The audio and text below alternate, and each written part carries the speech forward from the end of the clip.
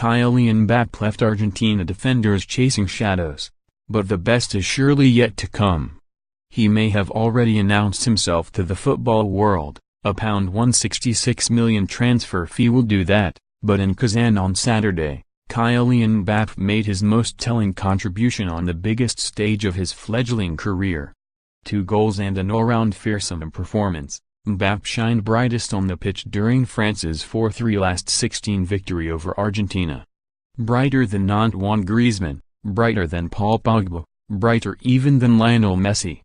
Having his name mentioned alongside the very best is nothing new for Mbappe. But he could be forgiven for taking particular satisfaction in this one, as he became the first teenager since Pelé in 1958 to score twice in a World Cup knockout game. And with that, he also matched the record held by Michael Owen as he became the first teen to score multiple goals throughout the tournament, last achieved by the Englishman at the 1998 finals. There is nothing that legitimizes a player's standing in football more than a World Cup performance such as Mbappe's at the Kazan Arena on Saturday.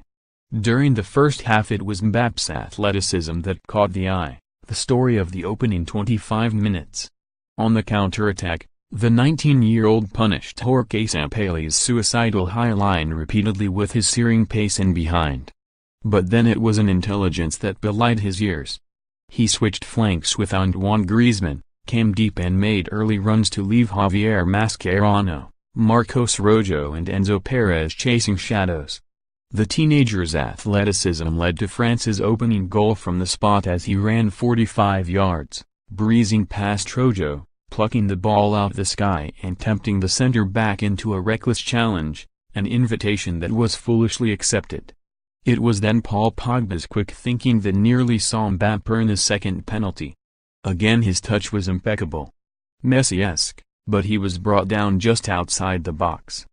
His more senior strike partners paled in comparison.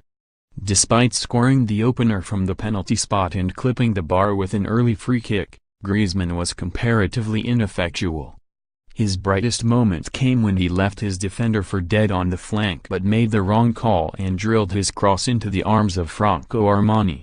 Mbappe carried more threat than the man 8 years older than him. And if Griezmann struggled to keep up with the teenager, poor Olivier Giroud looked decidedly immobile when deployed alongside Mbappe.